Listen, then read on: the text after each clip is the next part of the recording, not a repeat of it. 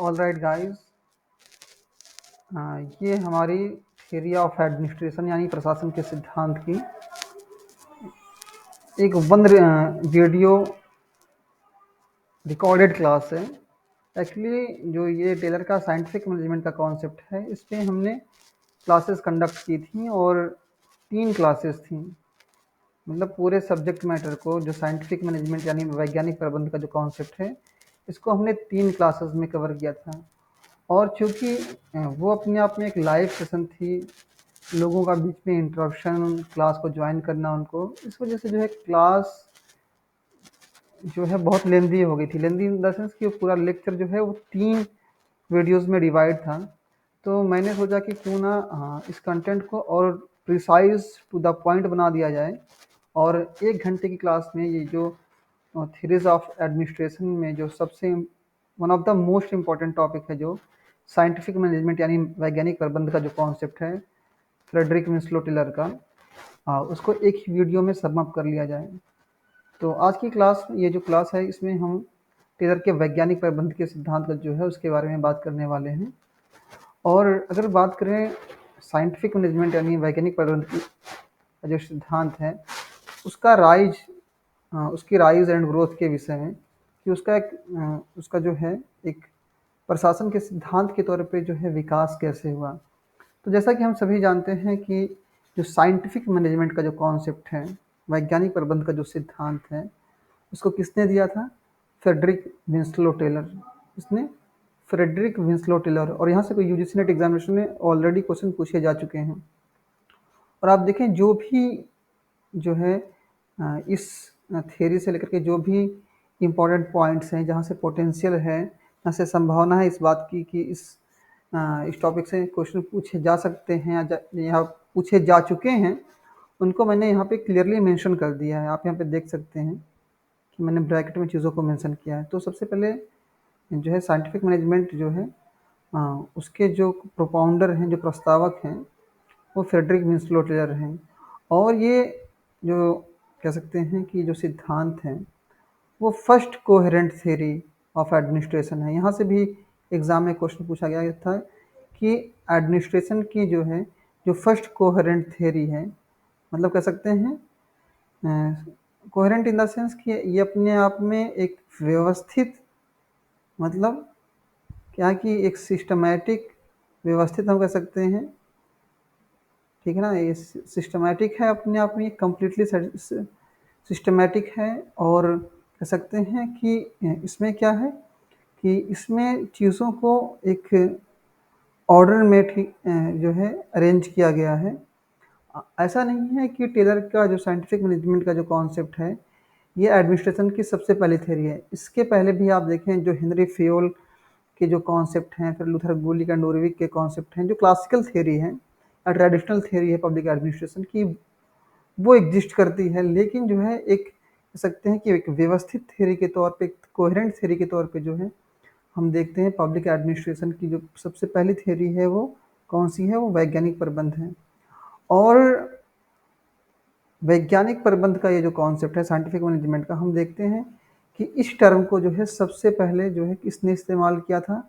Louis Brandeis. UGC NET examination में यहाँ से भी क्वेश्चन था, इवन टीजीटी पीजीटी एग्जामिनेशन में क्वेश्चन है कि ये जो टर्म है साइंटिफिक मैनेजमेंट यानी वैज्ञानिक प्रबंध, इसको किसने क्वाइन किया था? तो ये जो कॉन्सेप्ट है, इसको सब, इस जो शब्द है टर्म, इस टर्म को, इस शब्द को सबसे पहले जो है लुइस ब्रांडिस ने जो है क्वाइन किया था 1910 में। और आप देखते हैं कि 1910 में जो है इस टर्म को क्वाइन करते हैं, और 1920, अब देखें 1920 के आसपास जो है टेलर अपने साइंटिफिक मैनेजमेंट का जो इनका जो कॉन्सेप्ट है, इसको वो प्रपोज करते हैं।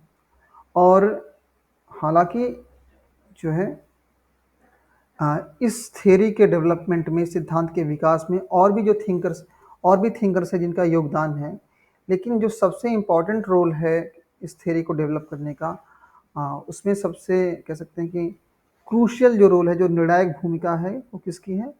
फ्रेडरिक विंस्लो टेलर की। और इसी वजह से टेलर को जो है फादर ऑफ साइंटिफिक मैनेजमेंट यानी वैज्ञानिक प्रबंध जो है के पिता के तौर पे हम जानते हैं उनको। और अगर बात करें उनकी किताबों की, यूजीसी नेट एग्जामिनेशन में यहाँ से भी क्वेश्चन पूछे गए हैं, और ये उनकी किताबें हैं जिनको मैंने क्रोनोलॉजिकल ऑर्डर में ऑर्गेनाइज कर दिया है, और आप इसको मेमोराइज कर लें या नोट डाउन कर लें, या आप चाहें तो इसका स्क्रीनशॉट ले सकते हैं।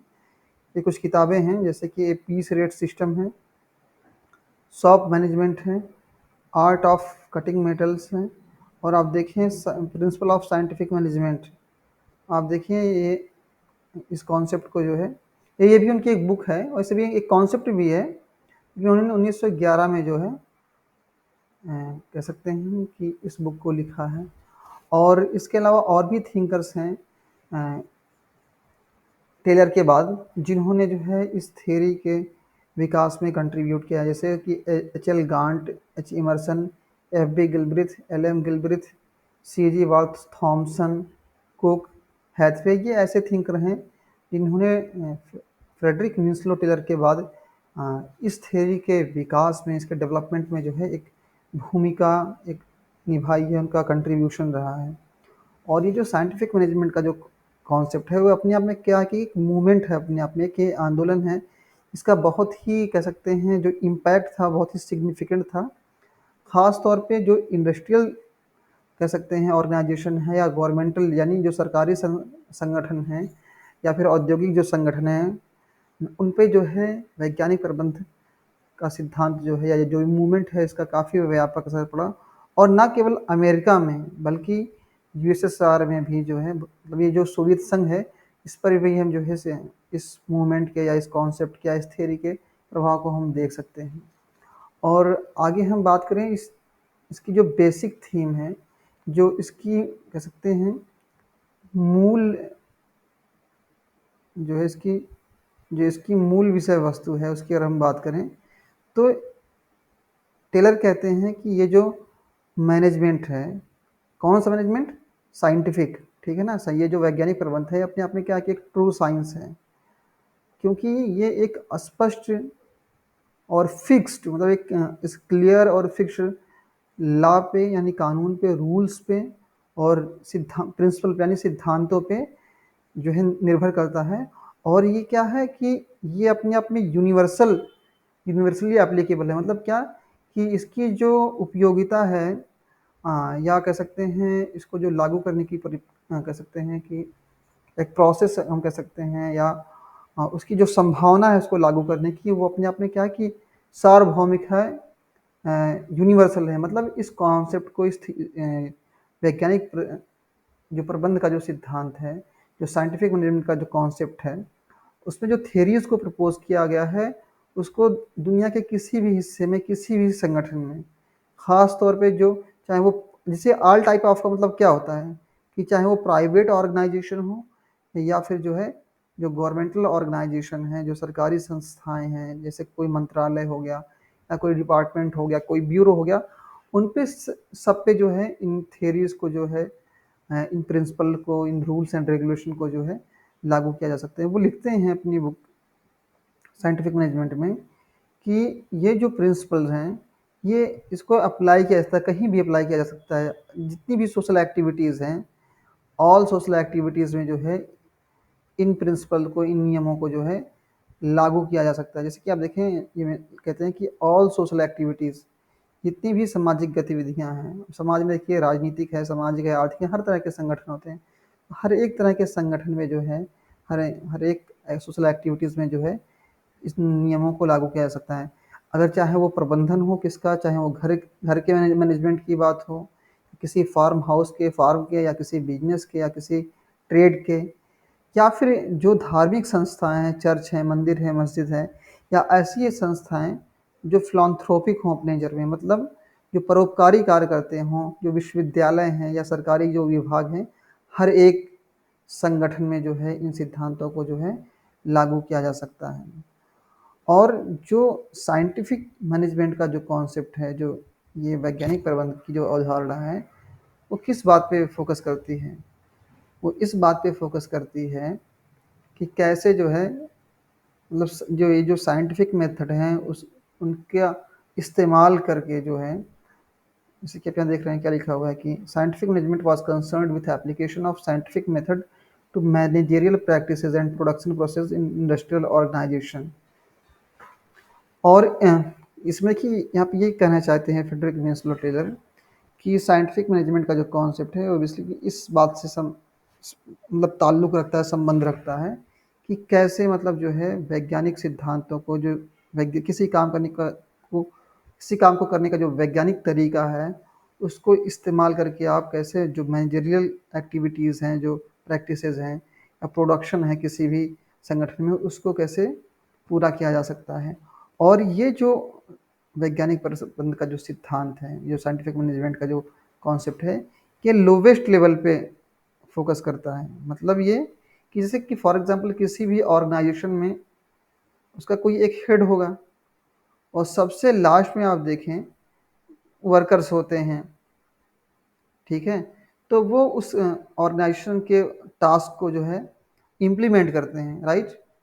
तो ये क्या है कि ये जो साइंटिफिक मैनेजमेंट का कॉन्सेप्ट है, ये सॉफ्ट फ्लोर पे जो है, जो लोवेस्ट लेवल है, जो सबसे निम्न स्तर के जो लोग हैं, जैसे कि फॉर एग्जांपल आप देखें एक ज़िले में देखें, एक ज़िले के प्रशासन में खास तौर पे जो है वहाँ के लॉ एंड ऑर्डर को मेंटेन करने के लिए एसपी को रिस्पॉन्सिबिलिटी दी जाती है।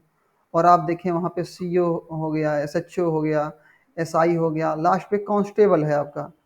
तो ये सबसे ज़्यादा जो लोवेस्ट लेवल है उस पे फोकस करता है, ठीक है ना? यहाँ से देखिए कोई कमांड दिया गया और अल्टीमेटली इस कमांड को, इस आदेश को जो है यही तो इम्प्लीमेंट करते हैं। तो साइंटिफिक जो मैनेजमेंट है वो लोवेस्ट लेवल पे जो है फोकस करता है कि कैसे जो है किसी काम को जो है साइंटिफिक तरीके से जो है पूरा किया जा सकता है। और ये इस बात को भी स्टडी करता है कि ये जो संबंध है यानी रिलेशनशिप है किसके बीच में, physical nature of work and physiological nature of work में।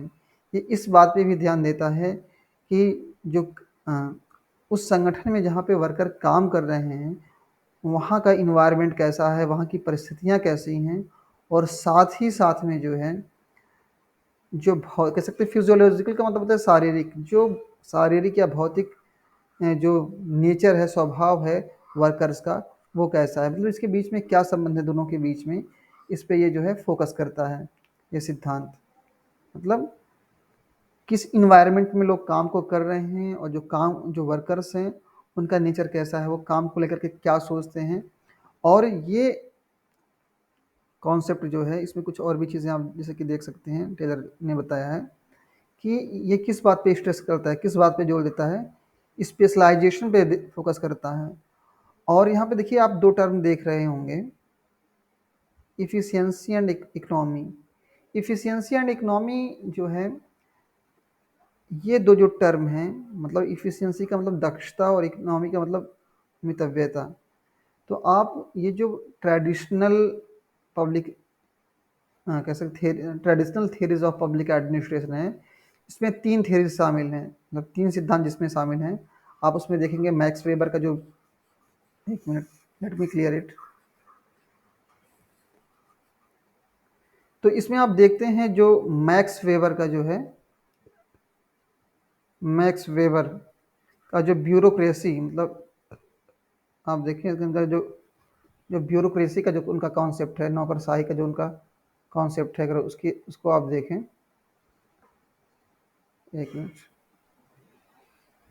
तो मैक्स वेबर का जो ये नौकरशाही यानी ब्यूरोक्रेसी का जो कॉन्सेप्ट सिद्धांत है, ये मतलब मैक्स वेबर का हम कह सकते हैं। और उसके बाद हेनरी फेयोल आप देखिए, जो उन्होंने प्रशासन के जो सिद्धांत हैं उसके विषय में बात की है। और इसके अलावा जो है हम देखते हैं साइंटिफिक मैनेजमेंट, ये तीन थियरीज, मतलब हम शॉर्ट में साइंटिफिक मैनेजमेंट मतलब वैज्ञानिक, ये तीन थियरीज हैं, ये ट्रेडिशनल थियरीज में काउंट की जाती हैं। और इन सभी थियरीज का एक ही मोटो है कि कैसे इफ़िशियंसी को किसी भी संगठन में, किसी भी एडमिनिस्ट्रेशन में जो है, कैसे दक्षता को, इफ़िशियंसी को बढ़ाया जाए और कैसे इकोनॉमिक उसको और किफ़ायती बनाया जा सके। फॉर एग्जांपल किसी भी सपोज़ कि कोई ऑर्गेनाइजेशन है, चाहे वो पब्लिक हो, प्राइवेट या फिर प्राइवेट, तो उसमें जो कॉस्ट ऑफ प्रोडक्शन है, जो लागत है, ठीक है ना, उसको कैसे कम किया जा सके, प्लस जो है इफ़िशियंसी, कैसे दक्षता को लाया जाए, मतलब आप स्मार्ट कैसे इफ़िशियंसी के साथ जो है इस काम को पूरा कर सकें। मतलब जो गिवन टाइम है किसी टास्क को परफॉर्म करने का, उसको पूरा करने का, उसको एक निश्चित समय के अंदर जो है पूरा किया जा सके। तो इफ़िशियंसी और इकोनॉमी ये जो है, ये दो विशेषताएं हैं ट्रेडिशनल पब्लिक एडमिनिस्ट्रेशन की, जो पारंपरिक लोक प्रशासन है उसकी विशेषताएं हैं। मतलब ये बेसिकली क्या है कि ये मैनेजमेंट को के प्रॉफिट के उसके के बारे में सोचता है, उतना वर्कर्स के बारे में नहीं सोचता है। और आप देखें अपने वैज्ञानिक प्रबंध के सिद्धांत में जो है एल्टर मेयो एक टर्म का इस्तेमाल करते हैं जिसका नाम है सोल्डरिंग। सोल्डरिंग का मतलब क्या है कि काम चोरी। क्या है? काम चोरी। यहाँ पे आप देखें a tendency on the part of worker to restrict the output. मतलब जैसे कि किसी ऑर्गेनाइजेशन में जो वर्कर्स है कुछ काम करते हैं, राइट। कुछ हो सकता है कि किसी प्रोडक्ट को वो बनाते हैं, उसका उत्पादन करते हो, प्रोडक्शन करते हो, लेकिन क्या है कि उनके अंदर ये जो एलिमेंट है सोल्डरिंग का, ये उनकी परफॉर्मेंस को इन्फ्लुएंस करता है, उसको प्रभावित करता है। और अल्टीमेटली क्या होता है कि उस ऑर्गेनाइजेशन में जो है जो आउटकम है वो इन प्रभावित होता है। वो जो स्टैंडर्ड जो सेट किए गए हैं कि एक पर्टिकुलर समय में कितने चीज़ों का या कितने आइटम्स का प्रोडक्शन होना चाहिए, वो नहीं हो पाता है। तो इस प्रॉब्लम को भी वो एड्रेस करते हैं और वो दो तरह की सोल्डरिंग की बात करते हैं। एक नेचुरल सोल्डरिंग मतलब प्राकृतिक काम चोरी, एक सिस्टमैटिक। जैसे अब नेचुरल की बात करें, जैसे कुछ इंसान की हैबिट होती है कि वो किसी काम को करने से पहले जो है कुछ खास तरह की हैबिट्स को फॉलो करते हैं। फॉर एग्जांपल आप देखें अपने दिल्ली में देखें, यूपी में देखें, जो वर्कर्स होते हैं जब वो काम करने शुरू करेंगे तो सबसे पहले वो क्या करेंगे कि वो पान गुटखा जो जो वो खाते हैं उसको वो खाएंगे, सुरती वगैरह बनाएंगे, खाएंगे। उसके बाद वो अपने काम को शुरू करेंगे। तो इससे क्या है कि वो जो टाइम, जो 8 घंटे का ये जो टाइम है, वर्किंग आवर्स है जो 8 घंटे का, तो इसमें कहीं न कहीं वो आप क्या कर रहे हैं, काम चोरी कर रहे हैं, कटौती कर रहे हैं। और एक है कि एक ऑर्गेनाइजेशनल मतलब संगठन में ही ऐसी कुछ कमियाँ हैं कि जिसकी वजह से लोग काम चोरी कर रहे हैं। फॉर एग्ज़ाम्पल अ, आप देखें अब तो ऐसा है कि जो साइट जो वर्कर्स काम करते थे पहले धूप में, तो वहाँ का जो इन्वायरमेंट है, ठीक है ना, जो इन्वायरमेंट है, सपोज़ कि उनको डायरेक्ट सनलाइट लग रही है, तो ये सनलाइट जो है, ये जो धूप है, ख़ासतौर पे गर्मी के महीने में, ये इनकी परफ़ॉर्मेंस को जो है इन्फ्लुएंस कर रही है। लेकिन अगर उनके लिए शेड का इंतज़ाम कर दिया जाए, तो ये अपने आप में एक सिस्टमैटिक फ्लॉज़ है, सिस्टमैटिक कमी है जिसकी वज़ह से लोग काम चोरी कर रहे हैं। ज़ाहिर-सी बात है गर्मियों के मौसम में जब टेम्परेचर 40-45 के आस-पास चला जाता है, तो उस टेम्परेचर पे एक वर्कर के लिए काम करना बहुत मुश्किल होता है। और टेलर कहते हैं कि ये जो प्रॉब्लम है सोल्डरिंग की, काम चोरी की, इसको साइंटिफिक मैनेजमेंट के ज़रिए से जो है इसको रिज़ॉल्व किया जा सकता है। और साथ ही साथ में क्या किया जा कि इसके माध्यम से जो है, जो ऑर्गेनाइज़ेशन है उसमें एफिशिएंसी को जो है इंक्रीज़ किया जा सकता है, बढ़ाया जा सकता है। और इसी मतलब अपने कह सकते हैं कि ये जिन्होंने जो ऑब्जर्वेशन किए हैं अपनी स्टडीज़ में, उन्हीं ऑब्जर्वेशन के ग्राउंड पे वो 3 अवधारणाओं की बात करते हैं। वो अजम्पशन या अवधारणाएँ या मतलब अजम्पशन का मतलब क्या होता है? कयास लगाना, एक अनुमान लगाना, ठीक है ना? अनुमान लगाना। वो 3 अजम्पशन की बात करते हैं। वो कहते हैं कि जो organisational functioning can be improved with the application of scientific method. मतलब जो वैज्ञानिक तरीके हैं किसी काम को पूरा करने के, अगर हम उसको अप्लाई करें किसी भी काम को पूरा करने में, तो उससे फिर हम क्या कर सकते हैं कि जो फंक्शनिंग है किसी भी ऑर्गेनाइजेशन की, जो उसकी कार्यप्रणाली है, उसको इम्प्रूव किया जा सकता है। मतलब वहाँ पे प्रोडक्शन को और बढ़ाया जा सकता है। और दूसरा ये कि a good worker is one who does not initiate action but accepts the order of management. एक अच्छा वर्कर वो है जो किसी काम को शुरू नहीं करता हो, बल्कि जो मैनेजमेंट है, जो प्रबंधक हैं, उनके ऑर्डर्स को फॉलो करता हो। देखिए होता यूँ है कि किसी भी ऑर्गेनाइजेशन में बहुत सारे काम होते हैं, लेकिन क्या काम सबसे ज़्यादा इम्पोर्टेंट है? जैसे कि फॉर एग्ज़ाम्पल कोई ऑर्गेनाइजेशन प्रोडक्शन करता है किसी प्रोडक्ट का, तो प्रोडक्ट को प्रोड्यूस करना, उसको मैन्युफैक्चर करना, उसको पैक करना, उसकी सप्लाई करना, उसकी डिस्ट्रीब्यूट करना, ये सारी चीज़ें अलग-अलग ये फंक्शन हैं। एक ही चीज़ के प्रोडक्शन में ये सारी एक्टिविटीज़ शामिल हैं। तो किस वक्त पे कौन से काम को करना है ये वर्कर नहीं डिसाइड करेगा, बल्कि मैनेजमेंट जो है इंस्ट्रक्शन देगा, वो गाइड करेगा कि आपको किस वक्त पे क्या काम करना है। तो एक सही अच्छा वर्कर वही है जो मैनेजमेंट के जो ऑर्डर्स हैं उनको एक्सेप्ट करे, मतलब मनमानी तरीके से ना काम करे, बल्कि जैसा मैनेजमेंट कहे वैसे करें। और तीसरा जो एजम्पशन है वो ये कि every worker is economic man, that is he is motivated by monetary factors. वो कहते हैं कि इसमें क्या है कि वैज्ञानिक प्रबंध में, और इवन आप देखें जो भी क्लासिकल थियरीज हैं एडमिनिस्ट्रेशन की, उसमें आर्थिक मानव, इकोनॉमिक मैन के कॉन्सेप्ट को जो है उसमें ऐड किया गया। आर्थिक मानव का मतलब क्या है? आर्थिक मानव का मतलब यहाँ ये है कि ये जो इंसेंटिव्स होते हैं, जैसे फॉर एग्जांपल जो जैसे वर्कर्स को बोनस वगैरह दिए जाते हैं, तो वो कहीं ना कहीं जो है किसी भी वर्कर के की जो एक्टिविटीज़ हैं, जो उसकी परफॉर्मेंस है किसी काम को करने की, उसको इंक्रीज करते हैं। मतलब ये टेलर का ये एजम्पशन है कि अगर आप किसी वर्कर को आप इंसेंटिव देते हैं, अतिरिक्त कह सकते हैं पैसे देते हैं, तो उस केस में क्या कि उसके ज़रिए से जो है उसको ये मोटिवेशन मिलेगा कि वो अपनी प्रोडक्शन को जो है इंक्रीज़ कर सके। तो मतलब ये उनका ये कहना है, इन शॉर्ट अगर हम कहें, कि मनी एक फैक्टर है जो इंसान की एक्टिविटीज़ को, उसके प्रोडक्शन को जो है इन्फ्लुएंस करता है। ओके, फिर आगे आते हैं। अगर हम बात करें प्रिंसिपल्स के बारे में, अभी हमने क्या की, देखिए सबसे पहले हमने साइंटिफिक मैनेजमेंट का एक ओवरव्यू उसको हमने डिस्कस किया, उनकी किताबों के बारे में डिस्कस किया, फिर जो उसकी बेसिक थीम है, जो उसकी मूल अवधारणा है, उसके उसके बारे में हमने बात की, और उसके ग्राउंड पे टेलर ने जो 3 अजम्पशन बनाए हैं उसको हमने डिस्कस किया। फिर अगला जो इसमें फेज़ है वो ये कि इसमें प्रिंसिपल की बात होती है। मतलब जो टेलर ने जो साइंटिफिक मैनेजमेंट का कॉन्सेप्ट दिया है, उसमें कौन-कौन से प्रिंसिपल है। बेसिकली इसमें कितने 4 प्रिंसिपल हैं, 4 सिद्धांत हैं। उसको हम डिस्कस करेंगे। सबसे पहले वो क्या कहते हैं कि develop a science for each element of a man's work. मतलब एक व्यक्ति जो है, जैसे जब किसी काम को परफॉर्म करता है तो उसमें कई स्टेजेस होते हैं, 1 2 3 4, जैसे कि मैंने अभी आपको बताया, मैन्युफैक्चरिंग करना, उसको पैकिंग करना, उसको सप्लाई करना, ये सारी चीज़ें अलग अलग स्टेजेस हैं किसी भी ऑर्गेनाइजेशन में, किसी भी ऑब्जेक्ट के, किसी भी वस्तु के प्रोडक्शन में। तो हर एक स्टेज पे जो है काम कैसे किया जाना है, उसके लिए एक साइंटिफिक, मतलब एक साइंस डेवलप करना है, एक साइंटिफिक मेथड जो है, एक साइंटिफिक तरीका, एक वैज्ञानिक तरीका डेवलप करना है। और ये जो तरीका है वो काम करने के जो पुराना जो तरीका है उसको रिप्लेस करेगा। जो ओल्ड थंब का ओल्ड रूल ऑफ थंब है उसको रिप्लेस करेगा। इसका मतलब क्या कि ये अपने आप में वन ऑफ द बेस्ट वे, जो काम को करने का तरीका जो सबसे बेहतरीन है, उसको सजेस्ट करेगा। और उसके ज़रिए से ये चीज़ें अल्टीमेटली डिसाइड होंगी कि जो स्टैंडर्ड आउटपुट है वो कैसा होगा।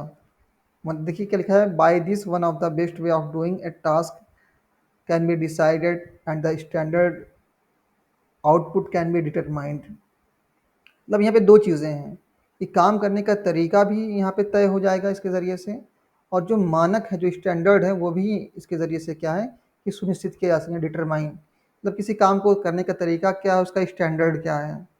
आप देखें कि जो फूड वगैरह का प्रोडक्शन होता है, तो आप देखें उस पे अलग-अलग मतलब होती हैं, संस्थाएँ होती हैं जो इस चीज़ को चेक करती हैं कि क्या ये पूरे रूल एंड रेगुलेशन को, जो नॉर्म्स दिए गए हैं, जो स्टैंडर्ड दिया गया है, उसको फॉलो करके बनाया गया है, या फिर ऐसे ही उसको मतलब मार्केट में जो सप्लाई इंस्पेक्टर होते हैं, फूड इंस्पेक्टर, तो इन चीज़ों को इवैल्यूएट करते हैं। इवन आप देखें जो ढाबे वगैरह खुलते हैं वहाँ पे भी जो है फूड इंस्पेक्टर ये चीज़ों की इंक्वायरी करता है कि क्या ये जो स्टैंडर्ड सेट किया गया है, जिसकी जो हाइजीन है फूड की, उसको वो मीट करता है कि नहीं, उससे मिलता है कि नहीं, उस मानक पे जो है, जो स्टैंडर्ड है, उस पे खड़ा खरा उतरता है कि नहीं। तो ये पहला, मतलब कि हर एक स्तर पे जो है एक ऐसे साइंस को डेवलप करना, मतलब एक ऐसे तरीके को डेवलप करना जिससे ये तय किया जा सके कि किसी भी काम को पूरा करने का सबसे बेहतरीन तरीका कौन-सा है और उसके मानक कौन से हैं। और जो दूसरा जो प्रिंसिपल उन्होंने डिस्कस किया है, जैसे कि अभी हम देखिए, पहला हो गया और ये दूसरा, scientifically select, then train, teach and develop workmen, whereas in the past the workers chose his own work and trained himself as best he could। मतलब ये कह रहे हैं, जो दूसरा प्रिंसिपल है साइंटिफिक मैनेजमेंट का, उसमें ये बात की जा रही है कि जो भी वर्कर्स होंगे, ठीक है ना, उनका जो सिलेक्शन होगा वो साइंटिफिक तरीके से होगा। मतलब इस बात को ध्यान में रख करके होगा कि जिस काम के लिए उनका सिलेक्शन किया जा रहा है, उस काम के लिए वो शारीरिक और मानसिक तौर पे, फिजिकली और मेंटली वो प्रिपेयर हैं कि नहीं हैं। फिर उनको ट्रेनिंग दी जाएगी, उनको समझाया जाएगा, टीच किया जाएगा कि कैसे आपको अपने टास्क को जो है परफॉर्म करना है। ओके। और तीसरा जो इसमें नियम है, जो प्रिंसिपल है, वो ये कि management should fully cooperate with worker. मतलब ये जो प्रबंधन है, जो प्रबंधक हैं, उनको क्या करना चाहिए, उनको वर्कर के साथ पूरी तरह से कोऑपरेट करना चाहिए, सहयोग करना चाहिए, so as to ensure the work is done accordings with the scientific principle developed for his purpose. यहाँ पे ये कह रहे हैं कि जो प्रबंधन है उनको वर्कर्स के साथ कोऑपरेट करना चाहिए। इसलिए क्यों कोऑपरेट करना चाहिए, इसलिए कोऑपरेट करना चाहिए कि इस बात को सुनिश्चित किया जा सके, इंश्योर किया जा सके कि क्या जो काम पूरा किया गया है वो वैज्ञानिक सिद्धांतों का पालन करते हुए उसको पूरा किया गया है या नहीं। मतलब जो रूल एंड रेगुलेशन जो बनाए गए हैं, जो प्रोसीजर बनाए गए हैं, उनको फॉलो करके, उन नियम और प्रक्रियाओं का अनुसरण करते हुए उस काम को पूरा किया गया है कि नहीं। और जो चौथा रूल है और आखिरी जो है, फोर्थ कह सकते हैं, कि there must be equal division of work and responsibility between management and workman. मतलब यहाँ पे दो चीज़ें आप देखिए, यहाँ पे क्या कि जो आप देख सकते हैं कि यहाँ पे जो काम है, वर्क जो है, और जो रिस्पॉन्सिबिलिटी, मतलब काम और उत्तरदायित्व का यहाँ पे जो है बंटवारा किया जा रहा है, किसके किसके बीच में, जो मैनेजमेंट है, जो प्रबंधन है, उनके बीच में, और वर्कमैन। मतलब क्या कि जो वहाँ पे जो सपोज कि सीईओ जो वहाँ पे है, जो किसी प्रोग्राम को, पॉलिसी को इम्प्लीमेंट करवा रहा है, जो वहाँ का मैनेजर है, और जो वर्कर है, तो इन दोनों के बीच में क्या कि इन दोनों के बीच में क्या किया जा रहा है।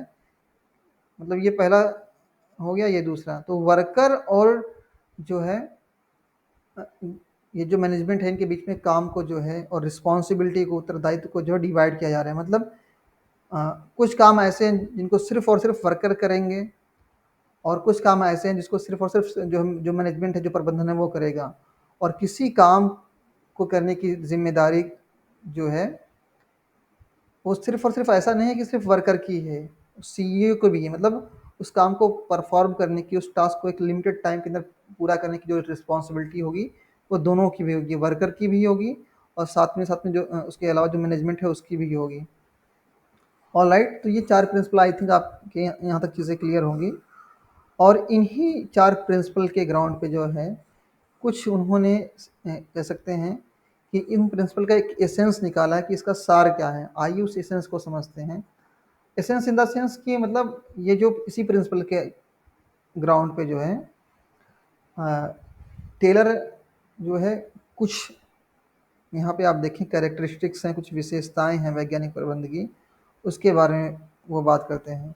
यहाँ पे क्या कि साइंस के बारे में बात करते हैं। अगर साइंटिफिक मैनेजमेंट का जो कॉन्सेप्ट है, उसकी अगर विशेषताओं के बारे में हम बात करें कि उसकी क्या कैरेक्टरिस्टिक्स हैं, क्या विशेषताएं हैं, तो उसमें क्या है कि science not rule of thumb. मतलब किसी काम को जो है, जो वैज्ञानिक तरीके डेवलप किए गए हैं, जो प्रिंसिपल, जो प्रोसीजर डेवलप किए गए हैं, रूल एंड रेगुलेशन को जो बनाया गया है, उसको फॉलो करके जो है काम को पूरा किया जाएगा। ना कि मतलब कोई वर्कर अपने मनमाने तरीके से रूल ऑफ थंब को फॉलो करते हुए जो है उस काम को पूरा करेगा। और हार्मोनी, हार्मोनी किसके बीच में, वर्कर के, जो वर्कर हैं और उनके बीच में, जो वर्कर हैं और मैनेजमेंट जो है, वहाँ का जो प्रबंधन है, उनके बीच में क्या है कि हार्मोनी होनी चाहिए, ना कि किसी प्रकार का डिस्कॉर्ड या कलह होनी चाहिए। मतलब किसी प्रकार की कलह नहीं होती, दोनों के बीच में सामंजस्य चाहिए। और कॉपरेशन, मतलब क्या कि जो वर्कर्स हैं और जो मैनेजमेंट है, दोनों आपस में मिल करके काम करेंगे, किसी टास्क को, किसी प्रोजेक्ट को लागू करेंगे, इम्प्लीमेंट करेंगे।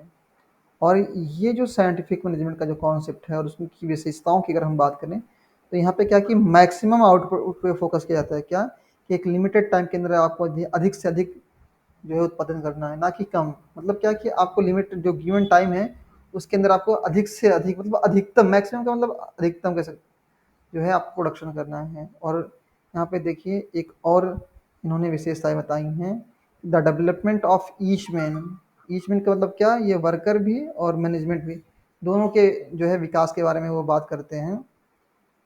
ठीक है, to his greatest efficiency and prosperity, मतलब क्या है कि ये जो साइंटिफिक मैनेजमेंट का जो कॉन्सेप्ट है उसकी एक विशेषता ये है कि वो वर्कर के भी इफिशियंसी की बात करता है, कि उनके उनके अंदर भी दक्षता है और वो भी संपन्न है। जैसे कि जब ये मैक्सिमम लेवल पे जब ये प्रोडक्शन करेंगे, किसी भी प्रोडक्ट को बनाएंगे, तो इससे क्या होगा कि प्रॉफिट जनरेट होगा। और चूंकि एक ही काम को साइंटिफिक तरीके से परफॉर्म करेंगे, तो उससे क्या है कि उनके अंदर इफिशियंसी आएगी, और चूंकि प्रोडक्शन ज़्यादा होगा तो उनको उसका उस प्रॉफिट का एक फेयर शेयर मिलेगा, एक फेयर शेयर हिस्सा मिलेगा, एक अच्छी सैलरी मिलेगी, स्टाइपेंड मिलेगा। तो इससे क्या होगा कि दोनों को फ़ायदा होगा, जो वर्कर्स हैं उनको भी फ़ायदा होगा, जो मैनेजमेंट है वो उसको भी फ़ायदा होगा। और देखें आगे जो है फ्रेडरिक विंसलो टेलर कहते हैं कि साइंटिफिक जो मैनेजमेंट है, जो वैज्ञानिक प्रबंध का जो सिद्धांत है, वो अपने आप में क्या है कि एक कंप्लीट मेंटल रिवॉल्यूशन है। अपने आप में क्या है, एक पूर्ण, क्या है ये, पूर्ण मानसिक क्रांति है। अपने आप में ये एक पूर्ण मानसिक क्रांति है। टोटल मतलब कह सकते हैं कंप्लीट या टोटल मेंटल रिवॉल्यूशन है on the part of worker. मतलब ये दोनों पे फोकस कर रही है, वर्कर्स पे भी फोकस कर रही है और on the part of manager, दोनों पे ये फोकस कर रही है। किन चीज़ों को लेकर के, their duties, their work, there fellow man, मतलब कि वो जो उनके कार्य, मतलब यहाँ पे क्या है कि ये जो वैज्ञानिक प्रबंध का जो सिद्धांत है, बेसिकली क्या है कि ये अपने आप में एक मानसिक क्रांति है। और इसका फोकस सिर्फ वर्कर पे ही नहीं है बल्कि प्रबंधन पे भी है, ताकि वो अपनी ड्यूटीज़ को, जो उनको असाइन की गई है, जो जिम्मेदारियां उनको दी गई हैं, जो काम उनको दिया गया है, उनको जो है वो ठीक तरीके से जो है परफॉर्म कर सकें। जैसे कि वो मैनेजर की बात करते हैं तो वो उनके सामने जो भी प्रॉब्लम्स हैं, जो उनके कर्मचारी हैं, प्रबंधन के जो कर्मचारी हैं, उनकी जो प्रॉब्लम्स है उसको जो है एड्रेस किया जा सके।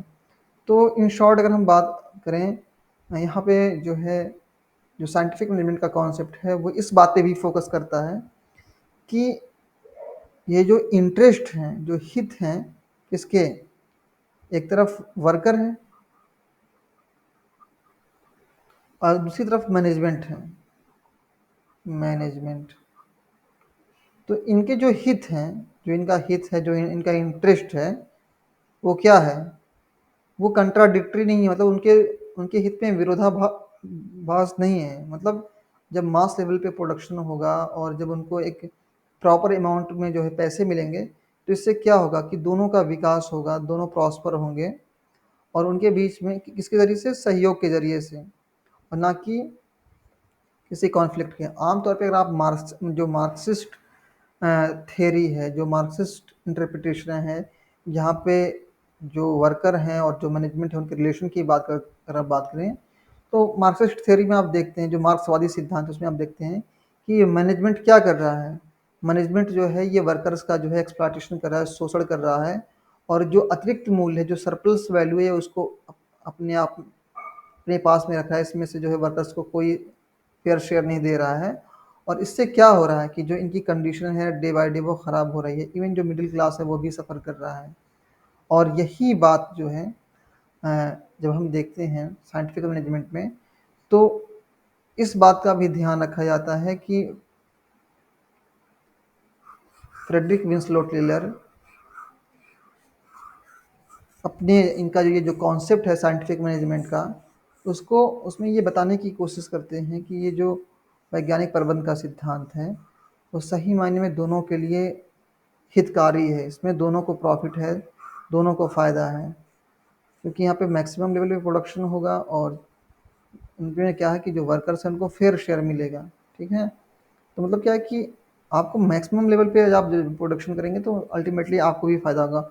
और यही इसेंस है। मतलब इन शॉर्ट अगर हम ये कहें, अगर इसके एसेंस की बात करें, साइंटिफिक मैनेजमेंट जो वैज्ञानिक प्रबंध का जो सिद्धांत है वो ये कहना चाहता है कि जो मजदूर वर्ग हैं, जो श्रमिक हैं, जो वर्कर्स हैं, उनके हित और जो मैनेजमेंट है, जो प्रबंधन है, जो वर्कर्स मतलब मैनेजर जो है, उनके हित एक दूसरे के विरोधी नहीं है, बल्कि क्या है, एक दूसरे से जुड़े हुए हैं। दोनों क्या है, कंट्राडिक्टरी नहीं है, बल्कि मतलब क्या कि ये आपस में सहयोग के जरिए से एक दूसरे को जो है ये प्रॉस्पर बनाते हैं।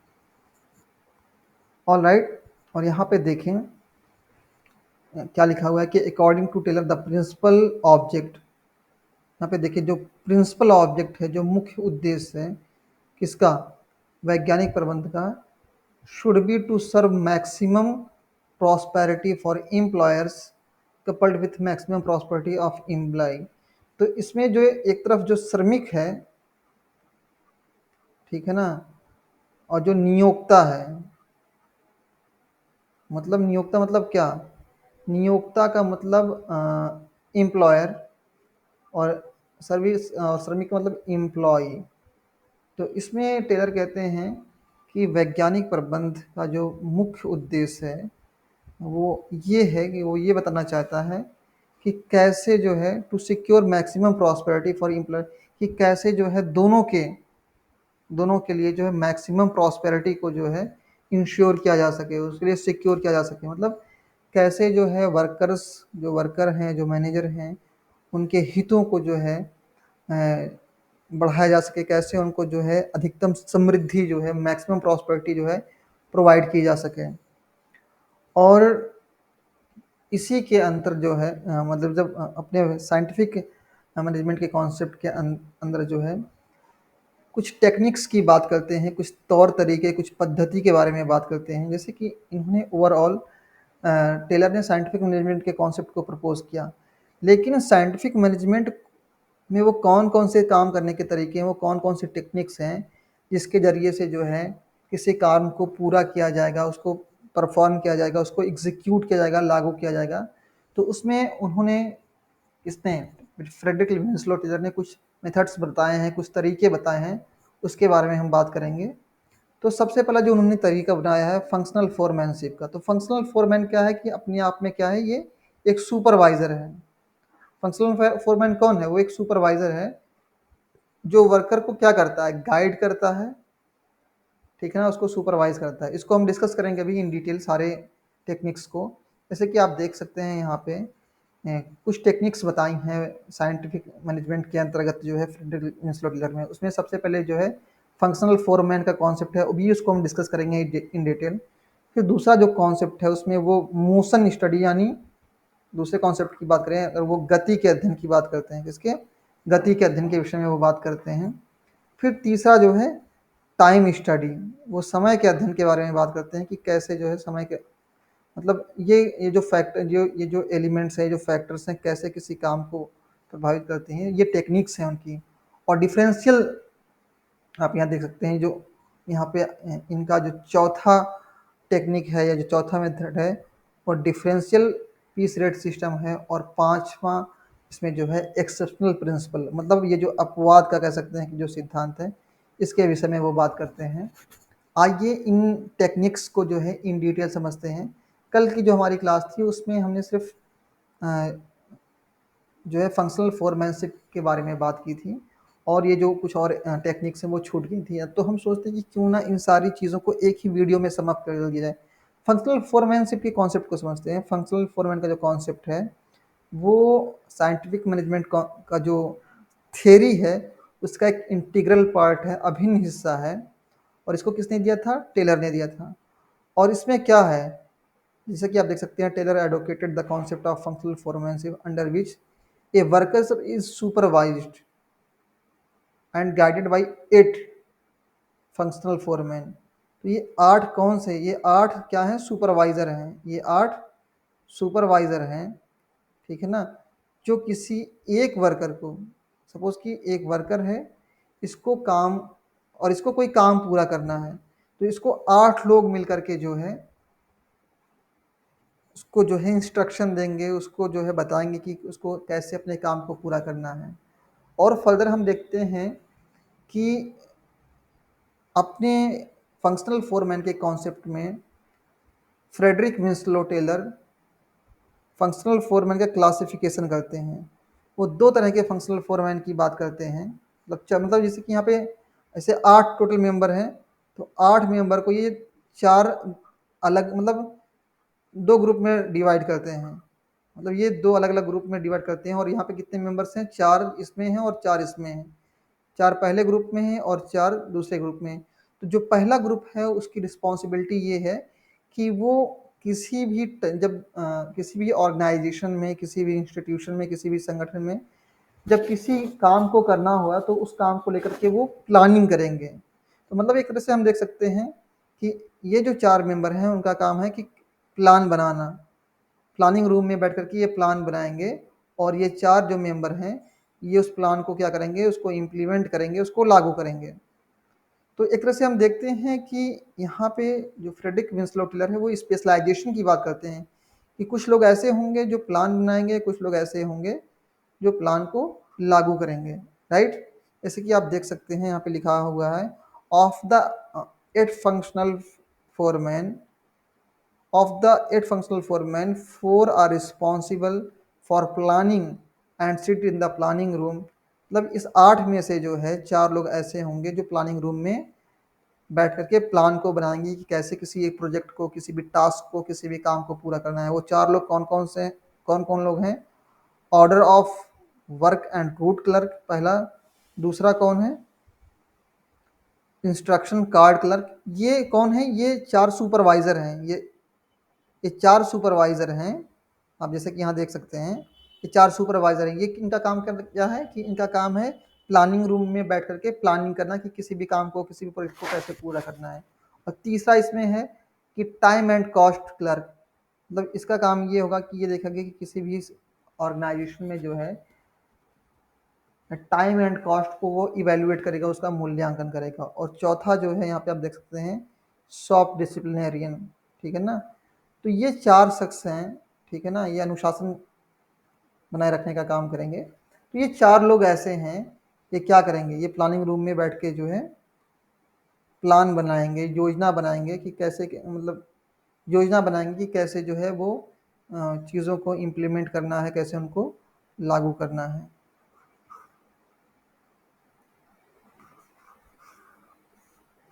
ऑलराइट। और दूसरा आप देख सकते थे कि जो ये तो 4 लोग वो हो गए जो किसी भी टास्क को पूरा करने के लिए जो है योजनाएं बनाएंगे, प्लान बनाएंगे। और 4 लोग यहाँ पे ऐसे हैं, ठीक है, जो क्या करेंगे, वो किस बात के लिए उत्तरदायी हैं, उनकी क्या रिस्पॉन्सिबिलिटी है कि वो उस टास्क को, उस प्रोजेक्ट को जो है एग्जीक्यूट करेंगे, उसको लागू करेंगे, उसको कैसे इम्प्लीमेंट करना है, इनकी जिम्मेदारी इन 4 लोगों की है। और वो क्या है कि वो ग्राउंड लेवल पे जो है सॉफ्ट फ्लोर मतलब sir on the soft floor मतलब क्या कि वो ग्राउंड लेवल पे जो है काम करते हैं।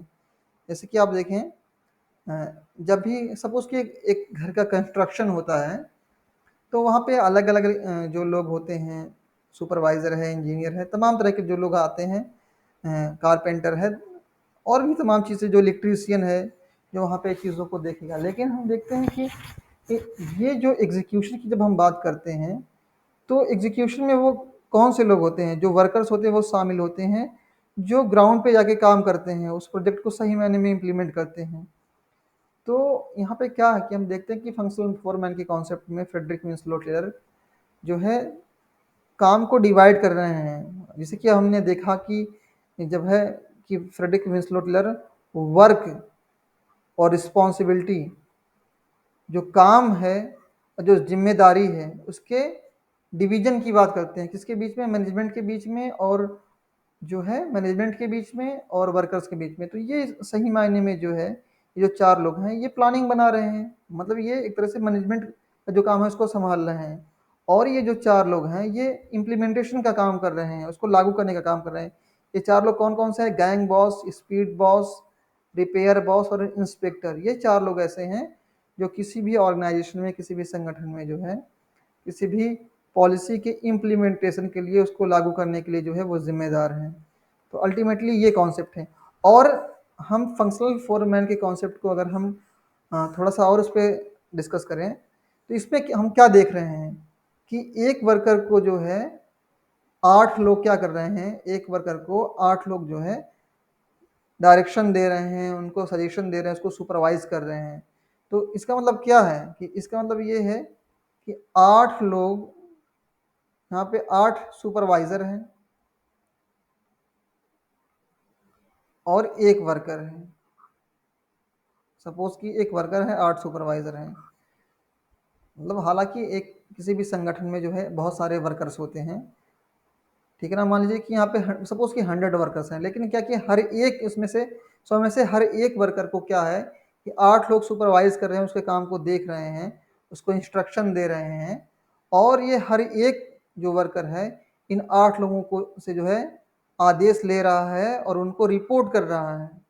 तो मतलब क्या है कि एक वर्कर जो है सिर्फ एक आदमी से ना तो सिर्फ एक आदमी के प्रति उत्तरदायी नहीं है, एक आदमी के प्रति रिस्पॉन्सिबल नहीं है, बल्कि इन 8 को के प्रति वो रिस्पॉन्सिबल है। तो आप देखेंगे जो थियोरी ऑफ ऑर्गेनाइजेशन है, जो संगठन का जो सिद्धांत है, उसमें हेनरी फेयोल का एक कॉन्सेप्ट है unity of command. Unity of command मतलब आदेश की एकता, इसको हिंदी में कहते हैं आदेश की एकता।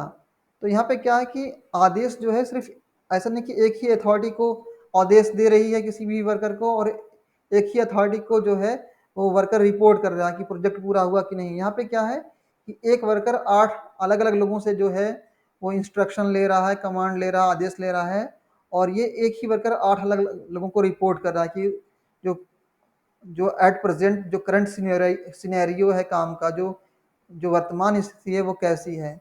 तो यहाँ पे क्या है कि एक 8 जो है सुपरवाइजर हैं जो एक वर्कर को जो गाइड करते हैं। तो इस तरह से ये जो फंक्शनल फोरमैन का जो कॉन्सेप्ट है, ये आदेश की एकता, यूनिटी ऑफ कमांड का जो कॉन्सेप्ट है, जो हेनरी किसका कॉन्सेप्ट है, हेनरी फेयोल का, उसके अगेंस्ट है, उसके विरुद्ध है।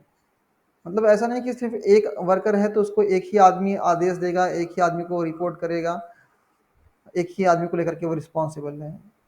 एक वर्कर को, एक ही आदमी को 8 अलग अलग लोग जो है इंस्ट्रक्शन देंगे और फिर जो है वो उनको रिपोर्ट करेगा, स्टेटस देगा, ठीक है। और मोशन स्टडी की बात करें, अगर हम बात करें मोशन स्टडी, पहले जो पहला उनका जो कह सकते हैं कि जो टेक्निक थी वो कौन सी थी, वो थी फंक्शनल फोरमैनशिप की। इसमें 8 जो है सुपरवाइजर हैं जो वर्कर्स को गाइड करें। दूसरा क्या है कि यहाँ पे क्या कि मोशन स्टडी, यहाँ गति के बारे में अध्ययन हो रहा है। तो गति का मतलब यहाँ ये कि देखिए जब भी कोई इंस्टीट्यूशन होता है, कोई भी संगठन होता है, तो वहाँ पे बहुत सारी गतिविधियाँ, एक्टिविटीज़ होती हैं, ठीक है ना, किसी काम को करने के लिए।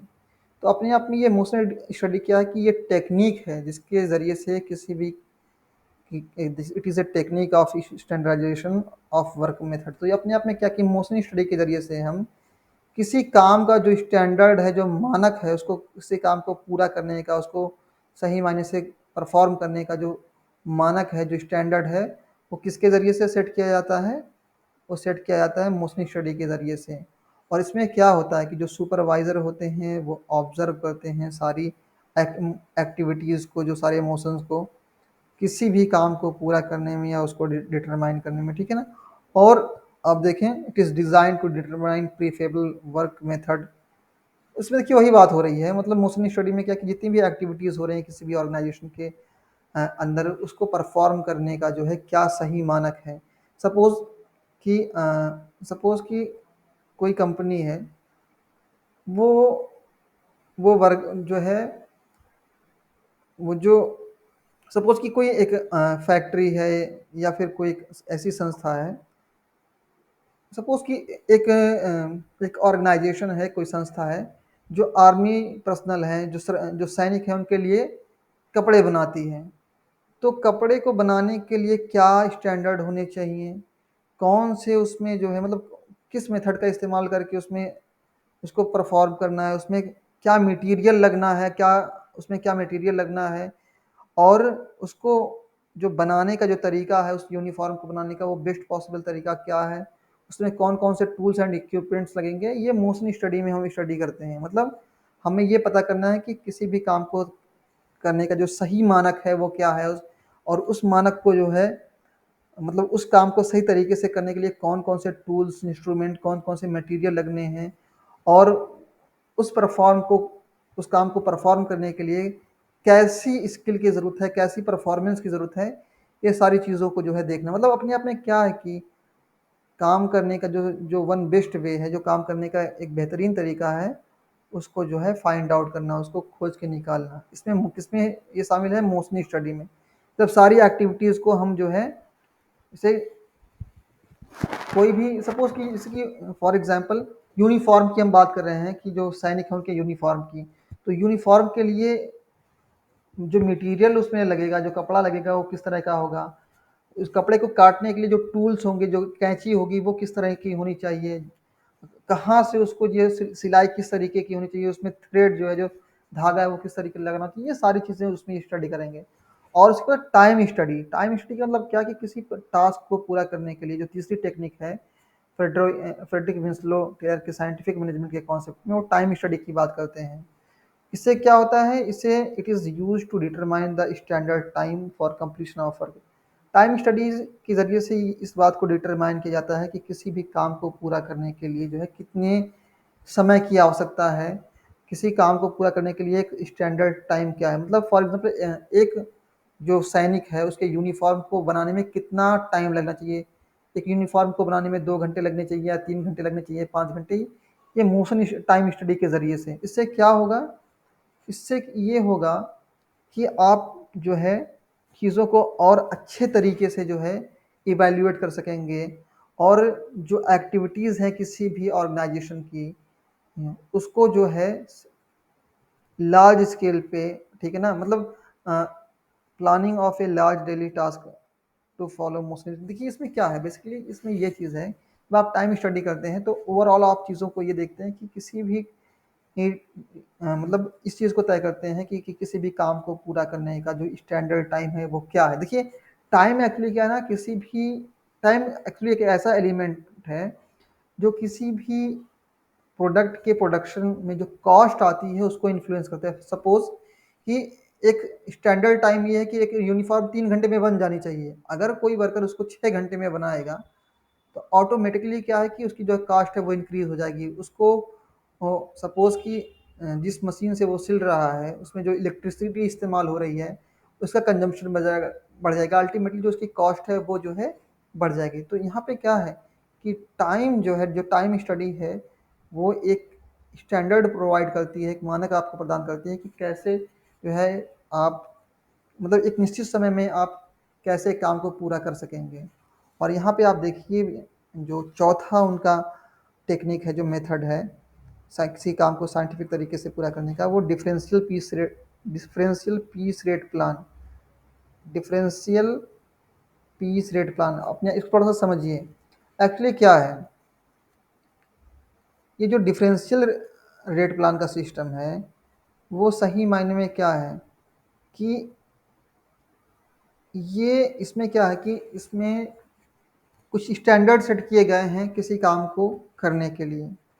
जो वर्कर उस स्टैंडर्ड को फॉलो करके चीज़ों को प्रोड्यूस करता है, उसको उनको बनाता है, तो उनको जो है उनके लिए एक इंसेंटिव या कह सकते हैं एक जो है फिक्स्ड अमाउंट सेट की गई है, ठीक है, जिसके ज़रिए से जो है वो चीज़ों को तय कर सकेंगे कि किस पर्टिकुलर वर्कर को कितने पैसे देने हैं, क्या चीज़ें करनी हैं। फॉर एग्जांपल अगर जैसे कि जो सेट स्टैंडर्ड है उससे उस स्टैंडर्ड को फॉलो करके जो है कोई वर्कर उससे कहीं अच्छी परफॉर्मेंस देता है जो स्टैंडर्ड सेट है, तो उसको अलग से इंसेंटिव दिया जाएगा। अगर कोई वर्कर ऐसा है जो स्टैंडर्ड से हट करके काम करता है, मतलब लो स्टैंडर्ड पे जाकर के काम करता है, जो टारगेट उसको दिए गए हैं, जो प्रोसीजर बताया गया है उसको फॉलो करके वो नहीं काम करता है, तो उसमें फिर क्या है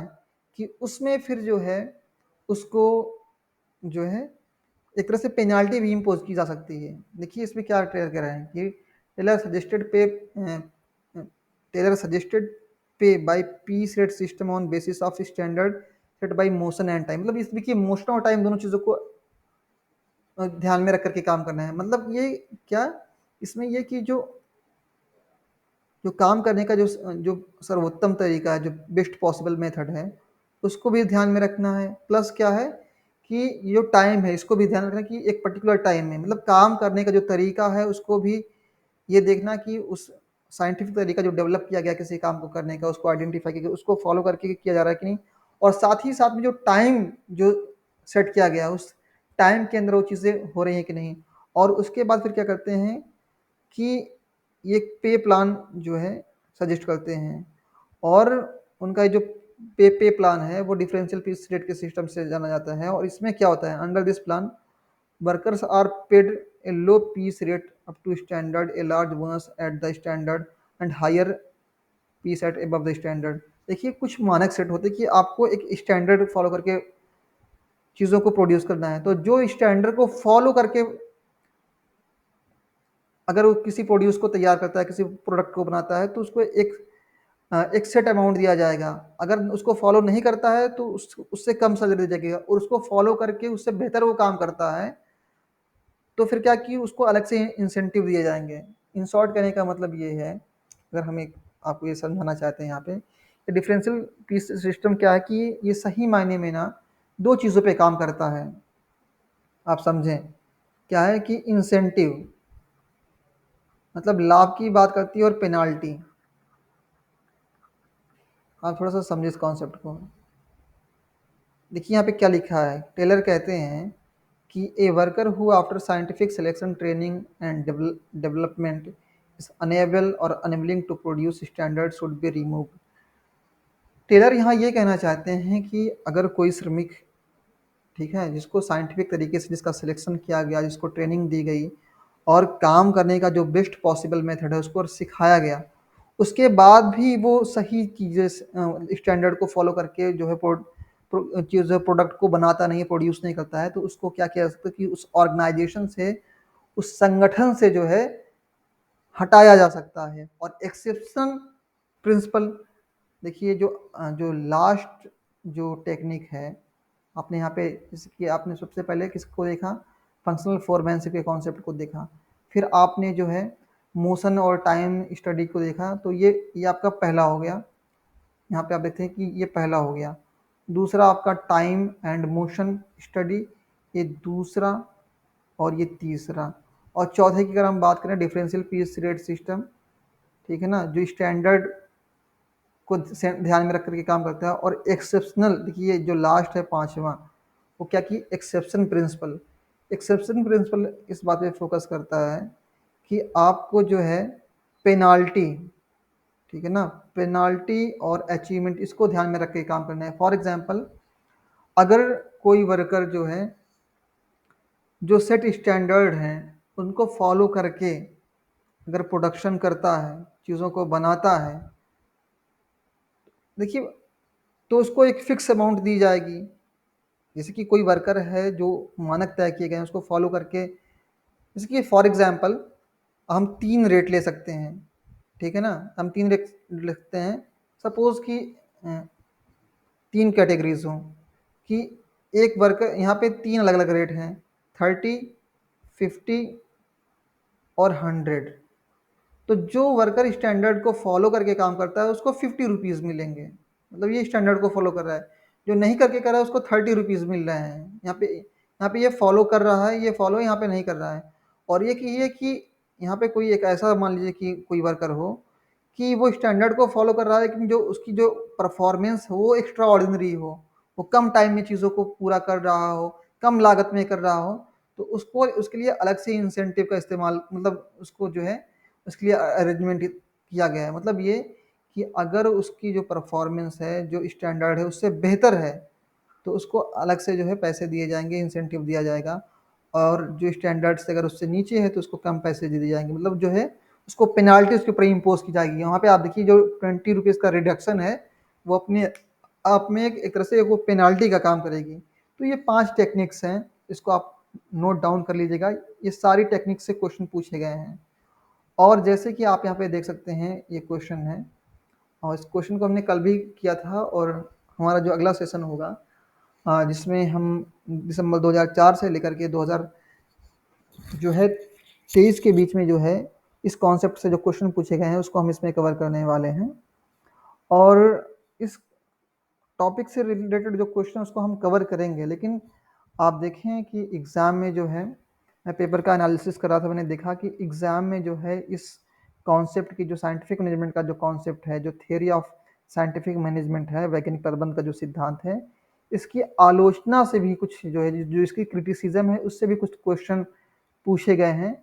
तो मैं उनको यहाँ पे सम अप कर रहा हूँ, आप उनको देखें, समझें, और फिर आप जब क्वेश्चन को अटेम्प्ट करेंगे तो आपको ये चीज़ आइडिया होगा कि इस कॉन्सेप्ट की जो क्रिटिसिज्म है, जो आलोचना है, उसको भी समझना ज़रूरी है। ज़रूरी इसलिए है, मैं यहाँ पे इतना एम्फेसाइज इसलिए कर रहा हूँ क्योंकि इसके क्रिटिसिज्म से भी क्वेश्चन पूछे गए हैं।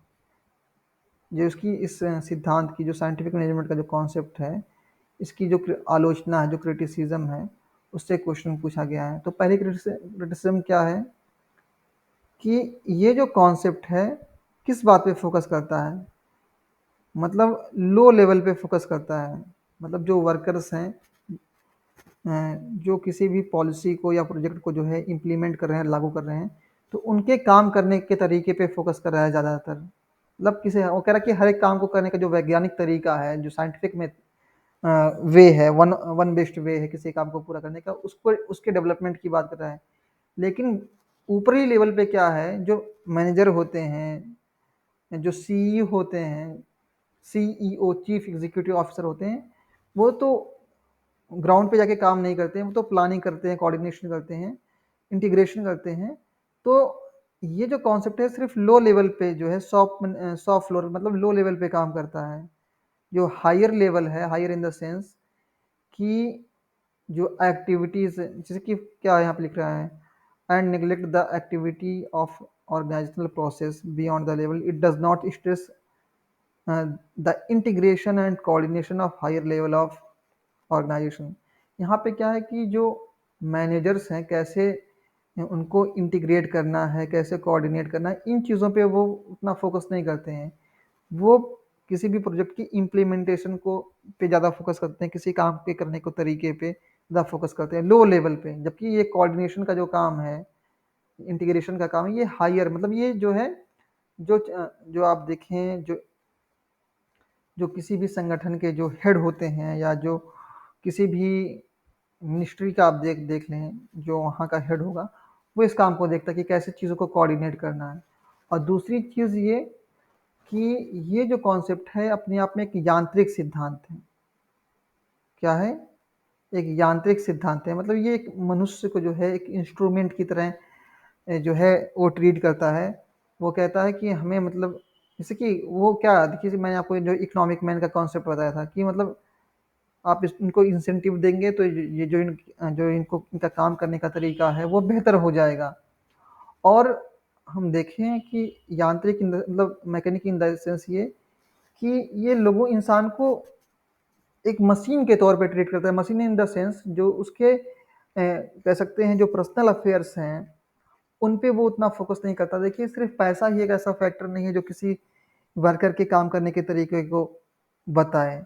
और भी जो एलिमेंट्स हैं, जैसे कि आप देखें यहाँ पे जो अभी मैं बात कर रहा हूँ इकोनॉमिक मैन की, वो कॉन्सेप्ट वहाँ पे ये चीज़ें डिस्कस की जा रही हैं। देखिए यहाँ पे आप देख सकते हैं इकोनॉमिक फैक्टर, ये कहता है कि सिर्फ और सिर्फ पैसे के ज़रिए से ही जो इंसेंटिव्स हैं उनके ज़रिए से जो है परफॉर्मेंस को जो है बढ़ाया जा सकता है, प्रोडक्शन को बढ़ाया जा सकता है, ऐसा नहीं है। इसके अलावा जो साइकोलॉजिकल फैक्टर हैं, जो जो अदर फैक्टर्स हैं, जो मनोवैज्ञानिक तत्व हैं, वो भी कहीं ना कहीं इन्फ्लुएंस करते हैं। आप जो हमारी पिछली क्लासेस थी जिसमें आपने अब्राहम मैस्लो के कॉन्सेप्ट को, फिर आगे की जो थियरीज हैं जिसमें जो मानव सम्मत सिद्धांत है, human relation theory Alton Mayo की, उसमें आप देखेंगे कि किसी भी ऑर्गेनाइजेशन में जो वर्कर्स हैं उनको मोटिवेट करने के लिए सिर्फ और पैसा ही एक फैक्टर नहीं है। अप्रिशिएशन हो गई जैसे कि तारीफ करना, जैसे कि जब कोई सपोज कि कोई वर्कर है, जब उसका बॉस उसके काम के करने के तरीके को अप्रिशिएट करता है तो भी उसको मोटिवेशन मिलती है कि वो उस काम को और बेहतर तरीके से परफॉर्म करे। और हॉथॉर्न एक्सपेरिमेंट में जो है एल्टन मे ने ये चीज़ें प्रूव करके दिखा दी कि जो अलग से जो सोशल फैक्टर्स हैं, जो साइकोलॉजिकल फैक्टर्स हैं, वो भी अपने आप में इम्पॉर्टेंट हैं। सिर्फ पैसा ही जो है, जो इकोनॉमिक फैक्टर्स हैं, वही नहीं है। और फिर बाद में देखते हैं और भी जो स्टडीज़ हुई हैं जिसमें एम्फी फॉलेट है, पीटर एफ ड्रकर हैं, ओलिवर सेडलर, चेस्टर बर्नार्ड हैं, इन्होंने भी अपनी थ्योरीज में ये बताने की कोशिश की, जो जो व्यवहारवादी विचारकों ने ये बताने की कोशिश की कि सिर्फ इन पैसा ही नहीं बल्कि और भी फैक्टर्स हैं जो किसी भी संगठन में किसी भी कर्मचारी की एक्टिविटीज़ को जो है इन्फ्लुएंस करते हैं। और जो है मार्च और साइमन ने जो है इस कॉन्सेप्ट को क्रिटिसाइज करते हुए उसकी आलोचना करते हुए कहा कि अपने आप में जो है ये जो थियरी है साइंटिफिक मैनेजमेंट का जो कॉन्सेप्ट है, थियरी ऑफ साइंटिफिक मैनेजमेंट है, वो अपने आप में फिजियोलॉजिकल ऑर्गेनाइजेशन थियरी है। और यहाँ पे हम देखें थोड़ा सा, जैसे कि यहाँ पे देखें कि ये जो कॉन्सेप्ट था इसको ट्रेड यूनियन ने भी जो है क्रिटिसाइज किया। अब देखें यहाँ पे साइंटिफिक मैनेजमेंट के कॉन्सेप्ट में कहीं भी जो है मैनेजमेंट में या इम्प्लीमेंटेशन के लिए जब प्रोग्राम्स बनाए जाएंगे या जो प्रोजेक्ट बनाए जाएंगे, उसमें क्या है कि उसमें जो वर्कर्स हैं उनका पार्टिसिपेशन की बात नहीं हो रही है। आप देखें इंडियन कॉन्स्टिट्यूशन में, आप देखें जो directive principle of the state हैं, उसमें आप देख सकते हैं कि वर्कर्स के पार्टिसिपेशन की बात उसमें की गई है कि किसी भी ऑर्गेनाइजेशन को कैसे चलाना है उसमें वर्कर्स का पार्टिसिपेशन होना चाहिए। तो ये जो एक फैक्टर था वर्कर का पार्टिसिपेशन, स्पेशली जो है पॉलिसीज़ को फॉर्मुलेशन में उनकी भी राय लेनी चाहिए। इस फैक्टर को जो है इस प्रिंसिपल में जो है उतनी तवज्जो नहीं दी गई, इतनी इम्पोर्टेंस नहीं दी गई। और इसके अलावा हम और भी चीज़ें देखते हैं कि ये जो कॉन्सेप्ट है साइंटिफिक मैनेजमेंट का, ये किस चीज़ पे फोकस करता है?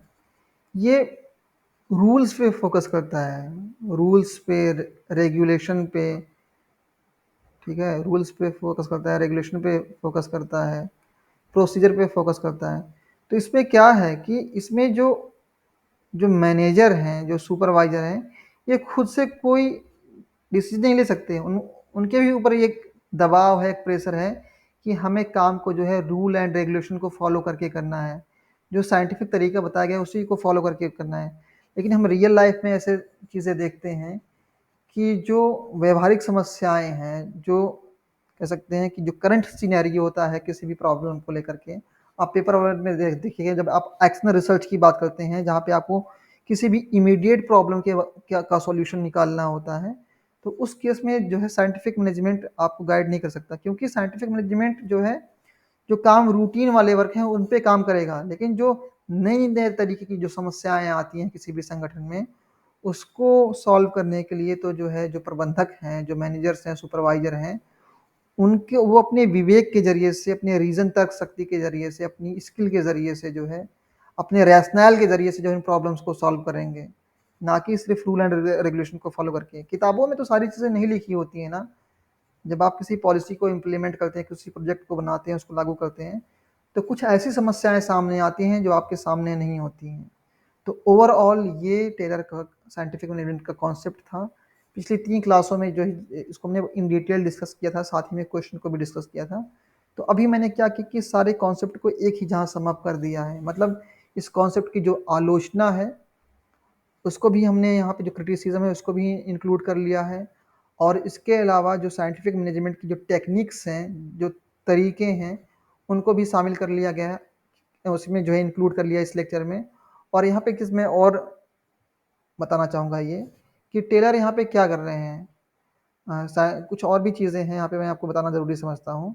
जैसे कि आप यहाँ पे देख सकते हैं, जो पहला पॉइंट है यहाँ पे आप देखें कि standardization of all tool and implements, the standardization of all tools and implements used in trade as well as in the acts of movement of worker। मतलब ये जितने भी किसी भी काम को करने के लिए जो भी यंत्र, जो भी इक्विपमेंट जो है इस्तेमाल किए जाते हैं, जो टूल्स इस्तेमाल किए जाते हैं, उसकी स्टैंडर्डाइजेशन की, उसके मानकीकरण की ये बात करता है ये साइंटिफिक मैनेजमेंट का कॉन्सेप्ट। और इसके अलावा जो ये टेक्निक्स हैं, जैसे कि आप यहाँ पे देख सकते हैं, चाहे वो एक्सेप्शन प्रिंसिपल का हो, चाहे डिफरेंशियल पीस रेट सिस्टम का कॉन्सेप्ट हो, चाहे मोशनी स्टडी हो, और इसके अलावा जो है फंक्शनल फोरमैनशिप का जो कॉन्सेप्ट है, इन सारी चीज़ों को हमने डिस्कस किया है। तो ओवरऑल इस वीडियो में हमने जो है 1 घंटे 10 मिनट की वीडियो में हमने उन सारी चीज़ों को डिस्कस कर लिया। तो ये अपने आप में सफिशियंट है। ये नोट्स आपको जो है जो हमारे पेड स्टूडेंट्स हैं उनको मिल जाएंगे। आपको इसका जो पीडीएफ है वो हमारे जो व्हाट्सएप ग्रुप है उस पे मिल जाएगा, और इसके अलावा इस कंटेंट को मैं अपने यूट्यूब चैनल पे भी अपलोड कर दूंगा, वहाँ से आप चीज़ों को देख सकते हैं। Alright guys, thank you so much. आप क्या करें, आप इन वीडियो को देखें, और इसके बाद में जो हमारा जो अगला लेक्चर होगा उसमें हम सारे क्वेश्चन को एक साथ एक ही जहाँ पे रखेंगे और आप उनको सॉल्व करने की कोशिश करें। Okay guys, take care.